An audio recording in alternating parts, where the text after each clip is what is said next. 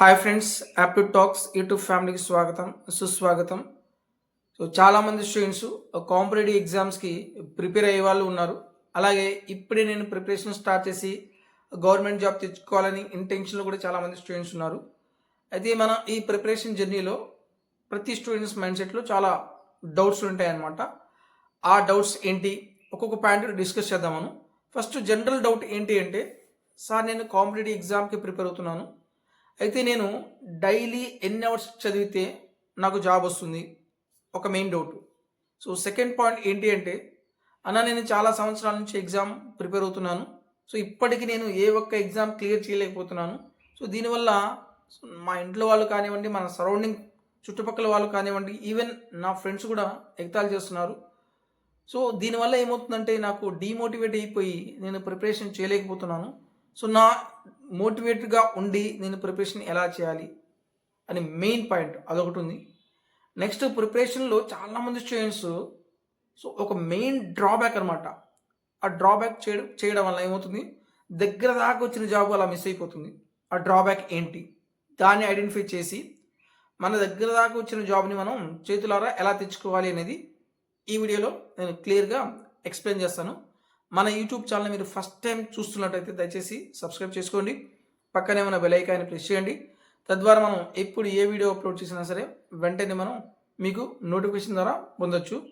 అదే first point ఏం చెప్పాను సార్, మనం డైలీ ఎన్ని అవర్స్ చదవాలి అనేది మనం ఎలా డిసైడ్ చేసుకోవాలి.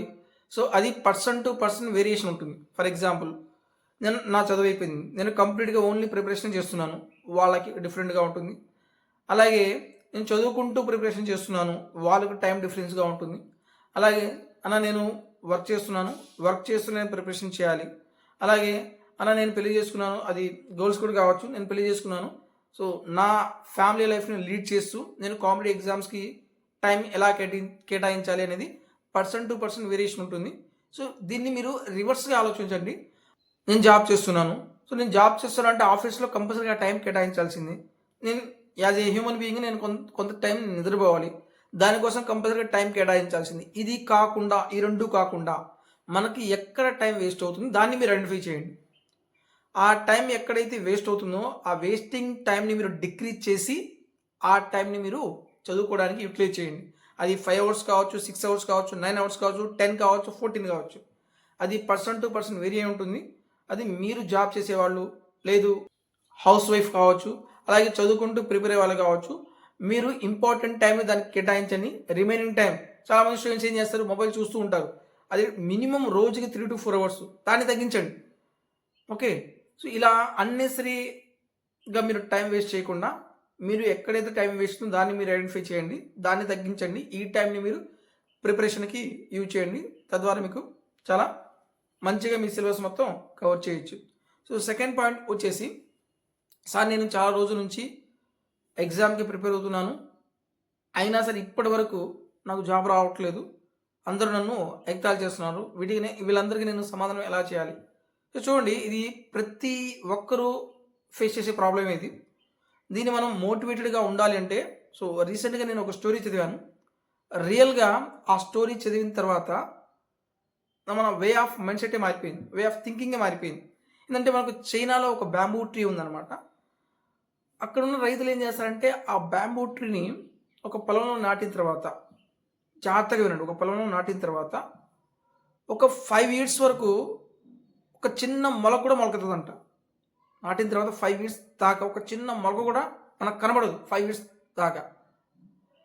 అక్కడ రైతులు స్టార్టింగ్లో ఏమనుకున్నారు, అరే నేను 5 years దాకా చాలా కష్టపడ్డానే, ఒక చిన్న మొలక కూడా రావట్లేదు, ఈ 5 years వరకు డైలీ కష్టపడాలి, మళ్ళీ పొలంకి వెళ్ళాలి, వాటర్ వేయాలి, అంతా కష్టం చేయాల్సింది. ఈ 5 years కష్టపడినా సరే ఒక చిన్న మొలక కూడా రాలేదే, అరే ఈ 5 years మొత్తం వేస్టేనా అని వాళ్ళు అనుకునేవాళ్ళు. సడన్గా ఒక మ్యాజిక్ ఏం జరిగిందంటే 5 years తర్వాత జస్ట్ 5 weeksలో, జస్ట్ 5 weeksలో ఆ చెట్టు 90 feet వెళ్ళిపోయిందంట. జస్ట్ 5 weeksలో ఎన్ని ఫీట్స్, 90 feet వెళ్ళిపోయింది. ఇక్కడ మెయిన్గా మనకు అర్థం చేసుకున్న స్టోరీ ఏంటి అంటే, ఈ 5 yearsలో ఆ చెట్టు ఏం చేసింది, నేను 90 feet ఎత్తు ఎదగాలంటే నాకు ఎంత స్ట్రెంగ్త్ కావాలి, అనేది గ్రౌండ్ వర్క్ చేసింది. ఆ 90 ఫీట్స్ వెళ్ళాలంటే గ్రౌండ్ వర్క్ ఎంత చేయాలి? నాకు ఎంత స్ట్రాంగ్‌నెస్ కావాలి బేస్ నుంచి? ఆ స్ట్రాంగ్‌నెస్ మొత్తం తెచ్చుకున్న తర్వాత ఇంకో ఓవర్ ఎ పీరియడ్ జస్ట్ 5 వీక్స్‌లో నీకు 90 ఫీట్స్ వెళ్ళిపోయిందనమాట. అలాగే మనకు కూడా మనం జాబ్ తెచ్చుకునేంత వరకు గ్రౌండ్ వర్క్ చేయాలి మనం. ఆ గ్రౌండ్ వర్క్ వన్స్ మన గ్రౌండ్ వర్క్ చేసిన తర్వాత అందరూ అనుకుంటారు, సరే నేను 5 ఇయర్స్ నుంచి ప్రిపేర్ అవుతున్నాను. ప్రిపేర్ అవ్వండి. మన గ్రౌండ్ వర్క్ చేయండి. మనకు ఒక్కసారి మనం మొత్తం గ్రౌండ్ వర్క్ చేసి స్ట్రాంగ్ అయిన తర్వాత ఒక్క జాబ్ కాదు, మల్టిపుల్ జాబ్ వస్తూనే ఉంటాయి. వద్దనుకునే జాబ్‌లు వస్తాయన్నమాట. సో, మీరు ఎటువంటి భయపడాల్సిన పని లేదు అనేవాళ్ళు అంటూనే ఉంటారు. వాళ్ళందరికీ మీరు సమాధానం చెప్పే టైం వస్తుంది. వచ్చిన తర్వాత అందరికీ వడ్డీతో సహా మంచిగా సమాధానం చెప్పొచ్చు. డోంట్ వరీ, మోటివేటెడ్‌గా ఉండండి. మనం కాంపిటేటివ్ ఎగ్జామ్స్‌కి ప్రిపేర్ అయ్యేటప్పుడు ఏమవుతుందంటే, స్టార్టింగ్ ప్రిపరేషన్‌లో బాగా మోటివేషన్ వస్తదనమాట.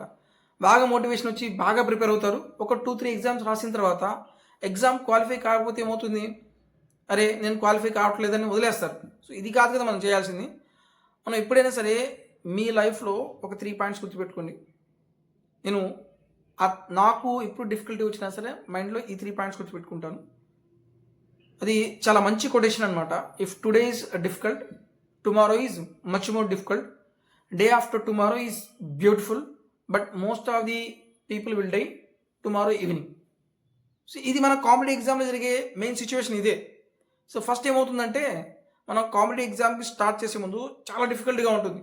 అంటే రీజనింగ్ అంటే ఏందో మనకు తెలీదు. క్వాంట్ అంటే ఏమో తెలీదు. మ్యాథ్స్ ఎలా ఉంటుంది, చాలా డిఫికల్ట్‌గా ఫీల్ అవుతాం. అది చాలా కష్టంగా ఉంటుంది. అలా అసలు జీకే మొత్తం చదవాలి. అది చాలా డిఫికల్ట్‌గా ఫీల్ అవుతాం. డిఫికల్టీ అనిపిస్తే దాన్ని వదలకూడదు. దాన్ని మనం చేయాలి, ఆ డిఫికల్టీ మనం అలవాటు చేసుకోవాలి. చిన్నగా ఒక్కొక్క పాయింట్ మొత్తం నేర్చుకోవాలి. రీజనింగ్ నేర్చుకోవాలి, క్వాంట్ నేర్చుకోవాలి. అలాగే జీకేలో అన్ని పాయింట్స్ డిఫరెంట్ టాపిక్స్ ఉన్నాయి. అన్నీ నేర్చుకోవాలి. స్టార్టింగ్ డిఫికల్టీగానే ఉంటుంది. నెక్స్ట్ డే ఇంకా డిఫికల్టీగా ఉంటుంది. మనం ప్రిపరేషన్ ఎగ్జామ్ స్టార్ట్ చేసాము, ఎగ్జామ్ రాస్తున్నాము. అయినా సరే మనం క్వాలిఫై కావట్లేదు. చాలా డిఫికల్టీగా ఉంటుంది. అయినా ఎగ్జామ్ రాస్తూనే వెళ్ళండి. ఇంక తర్వాత ఏముంది, day after tomorrow is beautiful. ఇలాగే ఈ మోటివేషన్తో మీరు ప్రిపరేషన్ చేస్తూ ఉంటే ఒకానొక రోజులు ఏమొస్తుంది, మనకి జాబ్ వస్తుంది. కంపల్సరీగా జాబ్ వస్తుంది. అయితే చాలామంది స్టూడెంట్స్ ఏం చేస్తున్నారు, రేపు నాకు జాబ్ వస్తుంది అనగా ఇంక ఈ ఎగ్జామ్ రాస్తే నాకు జాబ్ వస్తుంది అనుకుంటే కరెక్ట్గా ఆ ఎగ్జామ్ దగ్గరే ప్రిపరేషన్ ఆపేస్తున్నారు. అదే చెప్పింది ఏంటిది, day after tomorrow is beautiful, most of the people will die tomorrow evening. ఇంకా ఈ నోటిఫికేషన్ పడితే ప్రిపరేషన్ చేసి నువ్వు ఎగ్జామ్ రాసి ఈ జాబ్ వస్తుంది అన్నప్పుడే మనం ఏం చేస్తాం, ఇంకా డీమోటివేట్ అయిపోయి ఇంకా నాకు జాబ్ రాదు అని మోటివేట్ అయిపోయి ఏం చేస్తారు, ఆ నోటిఫికేషన్స్ అయితే దాన్ని వదిలేస్తున్నారు. ఇది కాదు మనం చేయాల్సింది. నేను చెప్పిన వీడియోలో ప్రతి పాయింట్ ఏదైతే ఉందో దాన్ని చాలా జాగ్రత్తగా మీరు పర్సనల్గా తీసుకొని ఆలోచించి కరెక్ట్గా ప్రిపేర్ అవ్వండి. సో, మన లైఫ్లో చాలా డిఫికల్టీస్ వస్తూనే ఉంటాయి. లైఫ్ అన్న తర్వాత చాలా డిఫికల్టీస్ వస్తాయి. ప్రతి డిఫికల్టీని మనం ఫేస్ చేసి దాని సొల్యూషన్ వెతికి ముందుకెళ్ళాలి. అలా ముందుకెళ్తేనే మనకు బ్యూటిఫుల్ లైఫ్ని మనం లీడ్ చేయగలం. అంతేగాని ఈ డిఫికల్టీ వచ్చిందని మనం ఇక్కడే ఆగిపోయాం అనుకోండి, మనం ఎప్పటికీ గవర్నమెంట్ జాబ్ అని కాదు కదా, లైఫ్లో ఏ వర్క్ మనం చేయలేము. ఓకే. సో, వీడియో నచ్చితే దయచేసి లైక్ చేయండి. అలాగే మన యూట్యూబ్ ఛానల్లో కాంపిటేటివ్ ఎగ్జామ్స్కి ప్రిపేర్ అయ్యే వాళ్ళకి ఎటువంటి కంటెంట్ కావాలో అటువంటి కంటెంట్ నేను ప్రొవైడ్ చేస్తూ ఉన్నాను. సో, మన యూట్యూబ్ ఛానల్కి వీడియోస్ మొత్తం చూడండి. సో, దీని ద్వారా చాలామంది స్టూడెంట్స్ యూటిలైజ్ చేసుకున్నారు. వాళ్ళకి జాబ్లు కూడా వచ్చేసినాయి అనమాట.